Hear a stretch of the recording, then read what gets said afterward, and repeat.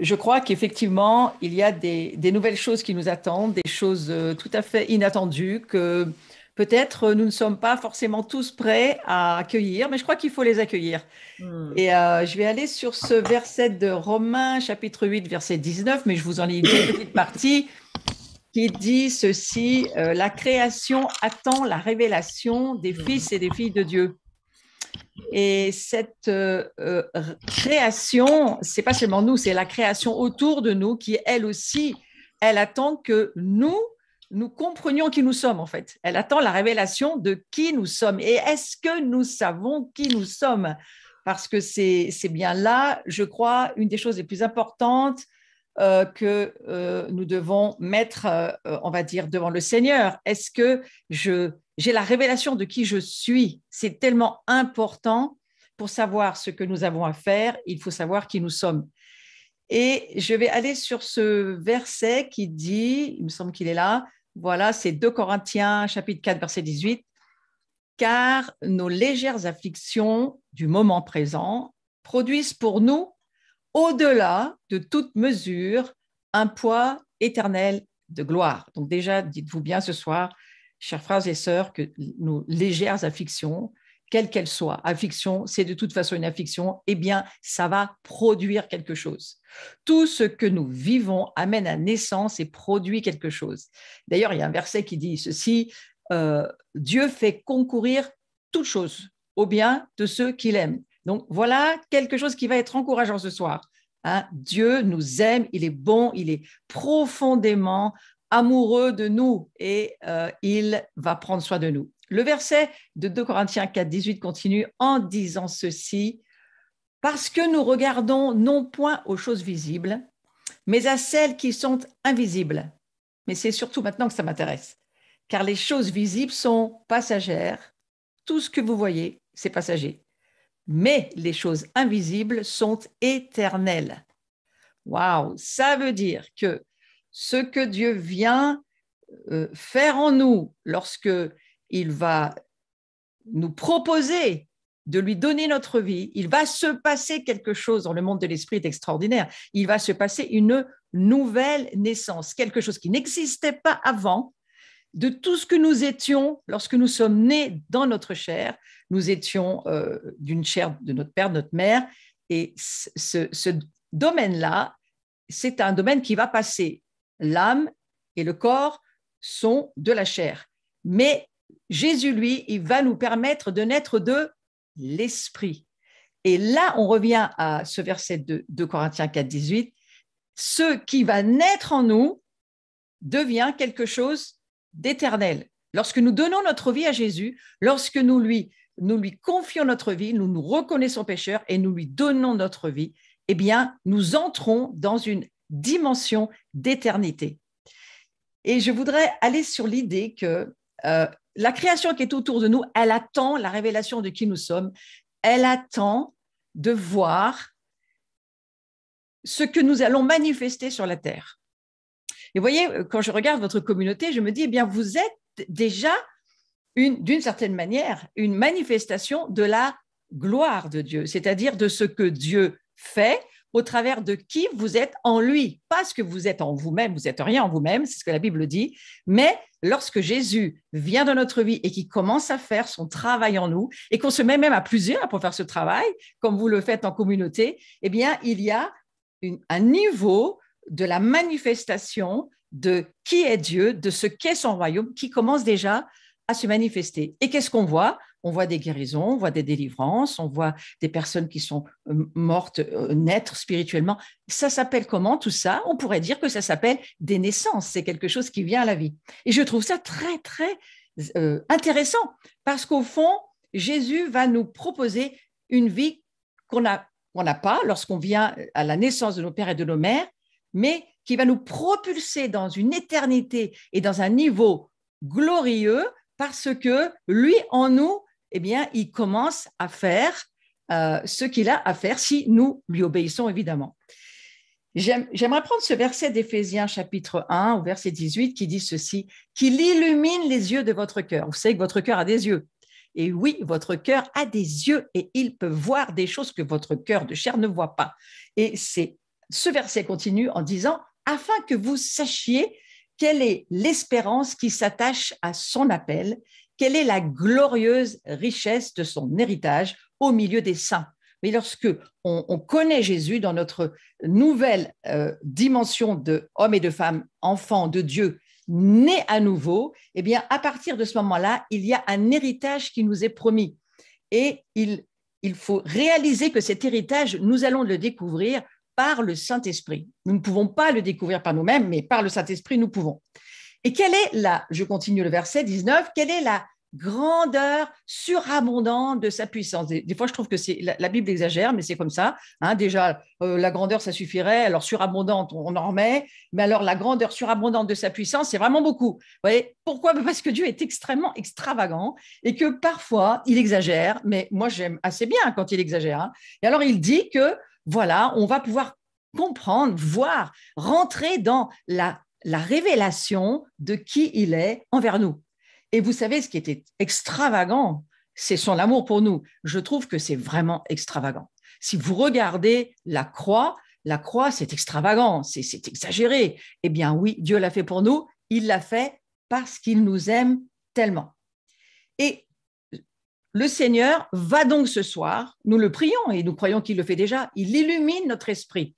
Parce que notre esprit, si nous donnons notre vie à Jésus, notre esprit naît à la vie grâce au Saint-Esprit, et alors nous devenons non plus une âme vivante, comme le dit la Genèse, mais comme le dit l'apôtre Paul, nous devenons des esprits vivifiés. Et alors nos esprits, eux, vous savez, c'est un petit peu comme aujourd'hui la Wi-Fi avec les téléchargements. Eh bien, lorsque notre esprit vient à la vie, tout le long de notre vie, on va se prendre des téléchargements des cieux, et petit à petit, on va avoir de plus en plus de mesures de gloire. Alors, on télécharge 1, 2, 3, des disquettes, et ça continue. Et toute notre vie, eh bien, on passe, si vous lisez la parole de Dieu, si vous priez, si vous vivez avec des amis croyants remplis de l'esprit, et là, quand j'ai vu tous les gens qui passent, moi, je connais très bien Antoine Coelho, je peux vous dire, il y a du téléchargement qui va se faire. Parce que ces personnes-là portent de la gloire. Et la gloire, c'est quoi ? C'est quelque chose qui se télécharge. C'est-à-dire, c'est quelque chose qu'on reçoit parce qu'on entre et on commence à vivre dans la substance de la présence de Dieu. La présence de Dieu, on pourrait dire, la gloire de Dieu, c'est la même chose. C'est Dieu, lui seul est glorieux. Mais la chose intéressante, c'est que pourquoi, et j'ai réalisé une chose, pourquoi en fait Jésus, il est mort sur la croix. Il faut que je retrouve ça, c'est dans mes notes, mais j'ai trouvé ça très intéressant. En fait, il meurt sur la croix parce qu'il a un projet extraordinaire et il a décidé qu'il allait conduire un grand nombre de fils et de filles à la gloire. C'est ce que nous dit le Nouveau Testament. Il veut nous amener dans sa gloire. Il veut nous faire connaître sa gloire, mais pas seulement nous la faire connaître. Il veut ensuite vivre chez nous et lui chez nous, à partir du foyer que nous sommes pour lui, il veut pouvoir vivre sa vie chez nous. En gros, il devient le propriétaire de notre vie, quoi. Et il va finir par, vous allez le voir, si vous vivez cette expérience avec lui, il va prendre de plus en plus de place. Au début, il commence à prendre une petite pièce de votre maison, puis ensuite 2 pièces, 3 pièces, puis plus ça va, plus vous allez voir qu'il va s'installer chez lui et qu'il va finalement, au travers de vous, faire ce qu'il a envie de faire. Et c'est ça son projet. Son projet, c'est qu'il vous utilise pour lui. Il veut guérir les malades. Pourquoi ? Parce qu'il aime profondément l'humanité. Il veut délivrer les captifs. Il veut faire sortir les prisonniers des prisons. Pourquoi ? Mais parce qu'il est profondément amoureux de l'humanité et qu'une humanité asservie, ça ne l'intéresse pas. Vous savez, la Bible nous dit même une chose incroyable. Nous ne sommes plus du tout des pécheurs. Parce que là, c'est, selon moi, une insulte à la croix. Si Jésus meurt, c'est pour faire quoi ? C'est pour échanger notre nature de pécheur. Je parle de être, hein, c'est un verbe d'état, là. C'est pas on a un peu de péché, c'est on était ténèbres, on était pécheurs. Voilà ce que dit la parole de Dieu. Eh bien, elle nous dit que lorsque nous donnons notre vie à Jésus, nous ne sommes plus du tout de cette nature-là. Il y a un échange de nature. Et nous devenons quoi ? Lumière. Donc, quelle que soit l'épaisseur des ténèbres, la lumière que vous êtes, eh bien, c'est elle qui va faire toute la différence. Que vous en ayez une petite ou une grande, elle éclaire de toute façon les ténèbres. Et plus il fait noir, plus ça éclaire. Donc, n'ayez pas peur des ténèbres. Elles sont autour de vous. Elles ne sont pas là pour vous effrayer. Elles sont là parce qu'elles sont là pour des tas de raisons. Des raisons d'un monde qui, pour le moment, n'a pas basculé on va dire, tout ce qu'il est pour Dieu, mais nous, nous sommes là parce que nous sommes du côté de ceux qui aiment Dieu. Et Dieu nous dit, soyez ma lumière. Et ce soir, j'aimerais vous dire, vous êtes la lumière de Christ. Vous êtes des saints qui péchaient encore, mais vous êtes des saints, vous n'êtes plus des pécheurs. Si nous étions pécheurs, ça se saurait. Et dans la parole de Dieu, c'est extrêmement clair. Nous sommes d'une nature divine, glorieuse. Jésus nous dit qu'il a payé le prix pour que, prenant sur lui, on pourrait lire le chapitre 53 d'Ésaïe, on pourrait lire tout le Nouveau Testament, il a pris sur lui nos péchés, il a pris sur lui le pouvoir du péché, il a pris sur lui la nature du péché, et il nous donne à la place sa nature. Ça, c'est vraiment quelque chose de mystérieux. C'est quelque chose qu'il faut découvrir avec les yeux du cœur. Mais il fait de nous ce qu'il est. Donc, il y a vraiment besoin, il me semble, dans ces temps que nous traversons, il y a besoin de prier, de demander à Dieu, mais qui suis-je vraiment? Et nous allons découvrir qui nous sommes si nous rencontrons Jésus. Rencontrons en termes de pas en lisant un livre, en sachant plein de choses dessus. Moi, je suis une fille de la Réforme. Oui, je suis un pasteur, mais j'aime les icônes, mais je suis une fille de la Réforme. Et je viens, eh bien, écoutez, je suis née protestante, j'y suis pour rien, hein, j'ai rien demandé, mais j'ai cherché dans la parole de Dieu à rencontrer Dieu. Et vous savez, c'est pas par la Réforme que j'ai rencontré Dieu. Hein. J'ai rencontré Dieu parce qu'un jour, j'étais dans une réunion charismatique avec des catholiques. Moi, j'étais la bonne protestante bien serrée dans sa parole. Et grâce à cette famille catholique, ils ont, à un moment donné, parlé du Saint-Esprit. Et moi, je connaissais le Père, le Fils et la Sainte Bible, mais je ne connaissais pas le Père, le Fils et le Saint-Esprit. Et vous savez, il y a de nombreuses années, mais je peux vous dire, le jour où j'ai découvert le Saint-Esprit, ce n'est pas que la Bible a disparu, c'est que la Bible, elle a pris vie.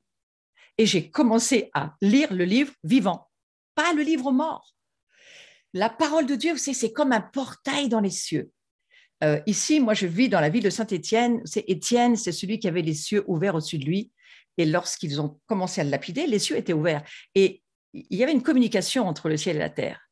Mais je crois qu'il n'y a pas besoin d'être lapidé pour avoir une communication entre le ciel et la terre. Hein. C'est Jésus qui nous propose. Il nous dit, mais tu peux vivre avec moi directement, les cieux sur la terre et toi dans les cieux. Et on monte et on descend. Et on a un aller-retour. Lorsque nous prions, que nous nous enfermons dans notre chambre, eh bien, qu'est-ce qui se passe? Eh bien, Dieu vient, il est déjà là. Lorsque nous sommes assis avec lui dans les lieux célestes, ben oui, nous sommes en haut, mais nous sommes en bas aussi. Ah oui, mais c'est très mystérieux, parce qu'on a une réalité intérieure invisible qui est plus vraie que le visible. Et notre vie intérieure est plus vraie que ce que nous voyons. Et lorsque nous naissons à nouveau, alors je vais vous lire la petite histoire, j'ai le temps, je pense encore un petit peu, c'est possible. Je vais vous parler, parce que j'ai envie de le faire, de l'histoire avec Nicodème.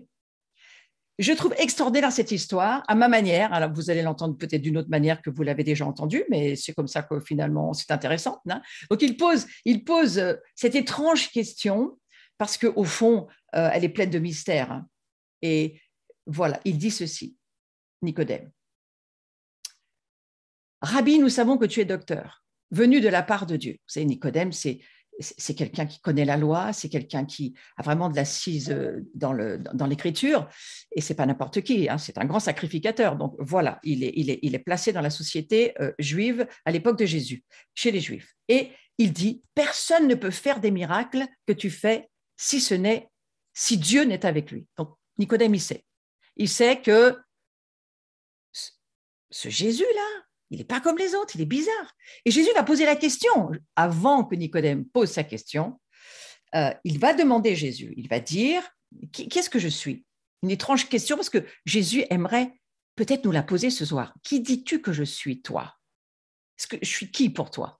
Alors, ses disciples, ils ne se mouillent pas trop, hein, ils ne savent pas trop. En tous les cas, à un moment donné, au dire des gens, qui suis-je? Moi, le Fils de l'homme. Personne ne peut vraiment expliquer tout ce qu'il a accompli. Les gens, ils viennent avec toutes sortes de réponses et on lit dans la parole de Dieu. Oh, ben, il y en a qui disent que tu es Jean-Baptiste, il y en a d'autres qui disent que tu es Élie, puis d'autres qui disent que tu es Jérémie, puis d'autres qui disent que tu es un des prophètes peut-être. Et puis, en fait, ils n'ont aucune idée, ils disent n'importe quoi. Et ils ne savent pas parce que ce gars-là, il est bizarre. Il n'est pas comme les autres. Et Nicodème aussi, il se dit, lui qui connaît la Torah, la Bible, il connaît, il sait, il se dit, il n'est pas comme les autres, mais quand même, il n'y a que Dieu qui peut faire ce qu'il fait. Donc, il rentre dans une réalité de raisonnement. Et Jésus lui répond ceci, en vérité, je te le dis, si un homme ne naît de nouveau, il ne peut voir le royaume de Dieu. Vous remarquez le verbe voir. Et Nicodème, il ne comprend pas. Il dit, mais comment un homme peut-il naître quand il est vieux? Peut-il une seconde fois entrer dans le sein de sa mère et naître? Et Jésus lui répond, en vérité, je te le dis, si un homme ne naît d'eau et d'esprit, il ne peut entrer dans le royaume de Dieu. Vous voyez, il y a deux dimensions. Il y a la dimension de, premièrement, il faut voir le royaume de Dieu. Et la deuxième chose, il faut entrer. Tu ne peux pas entrer dans le royaume de Dieu avant que tu vois le royaume de Dieu. C'est ce que Jésus va dire à Nicodème. Ce qui est né de la chair est chair, et ce qui est né de l'esprit est esprit. C'est ce que je vous expliquais tout à l'heure. La chair ne peut pas en aucune manière donner naissance aux choses de l'esprit. Pour naître dans la vie de l'esprit, pour comprendre la vie de l'esprit, pour recevoir les révélations de l'esprit, il faut naître de l'esprit. Et c'est très simple parce que Jésus nous explique tout à fait comment il faut faire. Et voilà, donner son cœur à Jésus, reconnaître qu'on est pécheur, le reconnaître comme son Seigneur, son Sauveur. C'est ce qu'il va expliquer à Nicodème. Du reste, si vous n'avez jamais vu l'application The Chosen, allez voir, c'est extraordinaire. Il y a une petite série là qui s'appelle The Chosen où vous pouvez voir cette histoire de Nicodème. Ça prend au cœur, tellement c'est magnifique.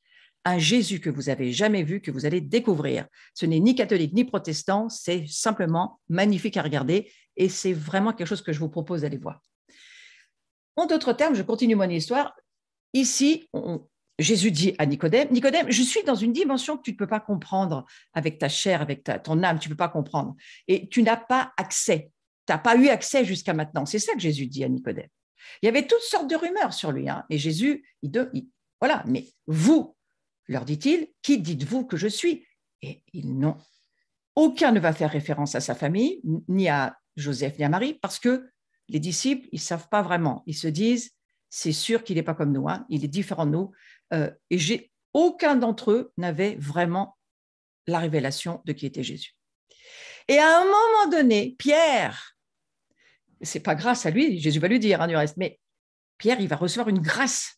Et je souhaite que ce soir, si vous regardez là, connecté ou plus tard en replay, mais je souhaite que vraiment vous puissiez recevoir cette grâce. Il reçoit une grâce, Pierre. Et le Père Dieu dans les cieux, il permet à Pierre d'avoir une révélation de ce mystère, de ce souffle. Et voilà ce qu'il va dire. Dans un souffle, Pierre, il va répondre à Jésus, il va lui dire, tu es le Christ, loin, le Fils du Dieu vivant.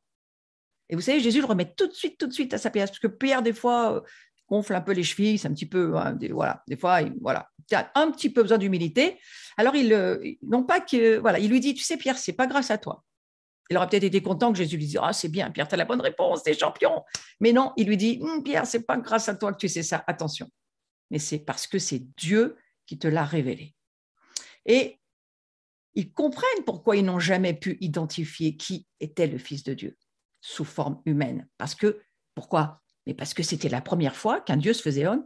Ils n'avaient jamais vu, il n'existait pas. Personne n'avait jamais vu ça. C'est quelque chose de tout à fait nouveau. Et Jésus leur dit, c'est ce que je suis venu vous montrer, ce à quoi ressemble un Fils de Dieu dans la chair. Et personne n'avait imaginé que Dieu puisse avoir un fils, ni vu ce à quoi pouvait ressembler un Fils de Dieu sous forme humaine. Et Pierre qui reçoit cette révélation, et les disciples qui savaient que c'était un homme qui mangeait, qui dormait, il faisait comme eux, il avait une vie normale d'homme, mais il faisait des choses qui n'étaient pas de l'homme. Donc, je ne sais pas, nous, dans nos petites religions, on lit ça, c'est presque normal, mais je peux vous dire que ce n'était pas normal du tout. Et voyant aussi quelque chose de surnaturel dans une autre dimension, Pierre reçoit la révélation. Et vous savez, l'Église, elle se bâtit sur la révélation, pas sur la connaissance, du raisonnement ou du savoir, de l'art de la connaissance, du bien, du mal, tout ce que je sais, tout ce que j'ai appris, des informations que j'ai été chercher. Ça ne construit rien, ça. Mais ce qui construit le royaume de Dieu en nous et autour de nous, c'est la révélation que les cieux font descendre dans notre esprit, dans notre cœur, dans nos entrailles. Et c'est à partir de là que le royaume va se développer. Ce que je trouve important, c'est que Pierre reçoit la révélation qu'en plus d'être un homme, Jésus est ce à quoi Dieu ressemble dans un homme.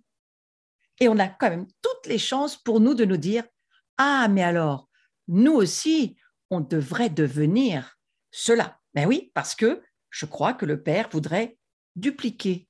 Vous savez, dupliquer, aujourd'hui, on comprend ce que ça veut dire, hein, des tas de petits Christ qu'il voudrait dupliquer sur la terre et qu'il y en ait partout.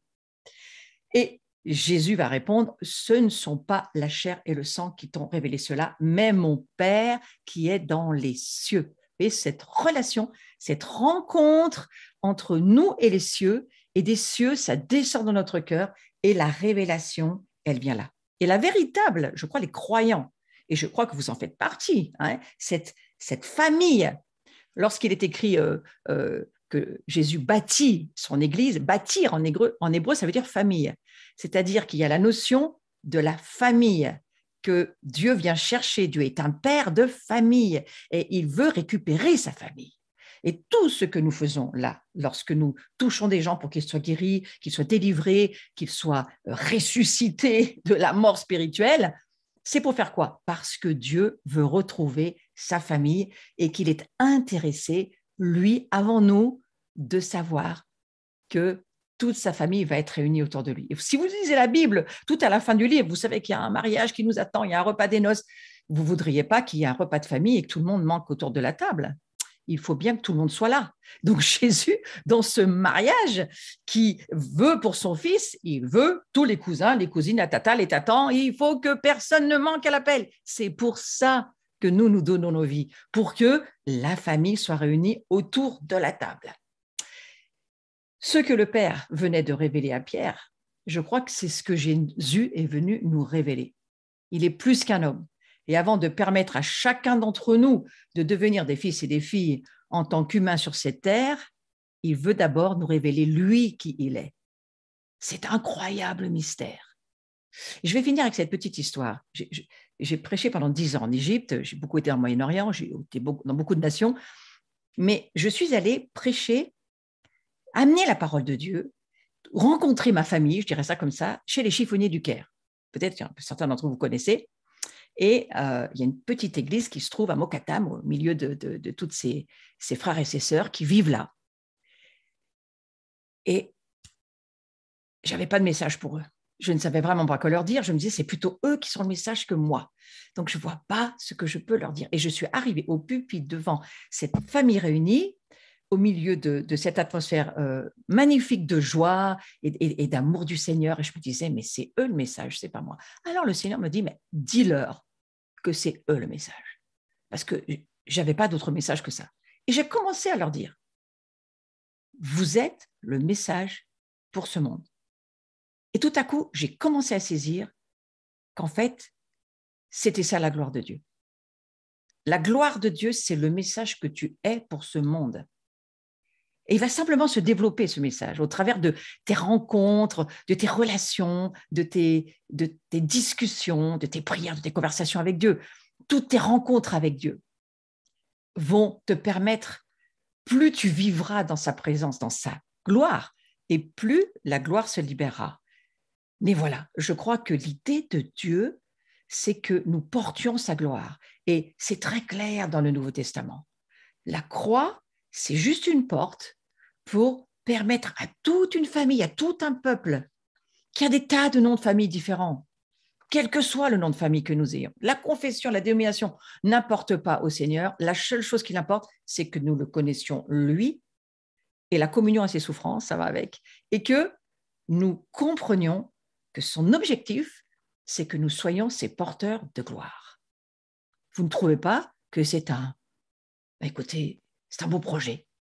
Je crois que Dieu est un grand rêveur, mais c'est un grand manifesteur aussi parce qu'il ne fait pas rêver. Hein, il est venu et il a amené ce Fils pour nous dire « j'en voudrais bien beaucoup d'autres ». Donc ce soir, je vous invite, hein, faites-en partie, si ça vous est jamais arrivé, de donner votre cœur au Seigneur pour que bien, vous puissiez naître d'en haut, parce qu'il faut naître d'en haut, pas seulement d'en bas, et puis surtout de recevoir le Saint-Esprit. Mais ça, je sais que ça fait partie aussi de votre appel dans votre communauté, d'être rempli de la gloire de Dieu, rempli des dons, rempli de la vie de l'Esprit, parce que c'est ça qu'on veut vivre, mais c'est surtout ça qu'on veut libérer autour de nous. Nous, on n'a rien d'intéressant à vraiment amener. Mais si Christ est en nous et que lui, il fait avec nous des choses magnifiques, alors ça, on veut le partager, ça c'est sûr. Voilà. Donc, c'est mon message pour ce soir de dire, mais comprenez que l'idée de Dieu, c'est que il veut que nous puissions devenir des transporteurs de sa gloire, alors que le monde va mal autour de nous. On pourrait lire Matthieu 24, versets 6 et 7. Vous allez entendre parler de guerre, de bruit de guerre. Gardez-vous de vous alarmer, ça doit arriver. Mais ça ne sera pas encore la fin. Une nation s'élèvera contre une autre nation, un royaume contre un royaume. Moi, j'écoutais les informations parce qu'il faut bien le faire de temps en temps. Ça s'arrange pas. Il y aura par endroits des famines, des tremblements de terre. Tout cela ne sera que le commencement des douleurs. Mais le mot douleur, et je vais finir avec ça, le mot douleur en hébreu, c'est très intéressant. Mashber, ça veut dire une femme qui accouche. Ça veut dire que toutes les douleurs que vous traversez, mes frères et mes sœurs, c'est pour produire en vous plus de gloire. C'est pour produire en vous quelque chose qui va donner des naissances. Lorsque nous avons des victoires sur des domaines, c'est comme une naissance qui vient à la vie. Ce sont des douleurs. Et ces douleurs, ce que j'aime dans cette idée de peine pour accoucher, l'angoisse d'une naissance, toutes ces contractions que nous vivons, c'est parce qu'il va y avoir à la fin, pour tout le monde, une grande naissance qui va venir. C'est Jésus qui revient et son royaume qui s'installe. Pour le moment, il est à l'intérieur de nous, ce royaume, et oui, par-ci, par-là, il y a quelques poches de résistance, mais ce n'est pas partout. Le royaume n'est pas encore établi partout sur la terre. Mais le Seigneur veut que la gloire couvre toute la terre. C'est ce que dit le prophète Habakkuk. Alors, soyez cette petite poche de résistance. Puis si vous êtes plusieurs, la poche est plus grosse. Et puis qu'il y ait des poches de résistance partout sur la terre. Et qu'à un moment donné, lorsque Jésus reviendra, la gloire, il la manifestera, lui, dans la plénitude. En attendant, nous, notre plénitude, eh bien, je crois que la gloire, c'est d'abord et avant tout de nous aimer le plus que nous pouvons. C'est pour ça qu'on finirait peut-être ce soir par Jean 17, que nous soyons un. Et c'est pour ça qu'il est tellement important, cette histoire de famille. Dieu ramène les familles, il nous réunit ensemble. Vous avez remarqué, il nous rassemble, mais pas seulement, il nous assemble pour faire de cet assemblage la force de son autorité et de son gouvernement sur la terre. Plus nous serons unis dans l'amour, plus nous pourrons faire taire le diable. Ça sera mon mot de la fin. Amen. Amen. Amen. Amen.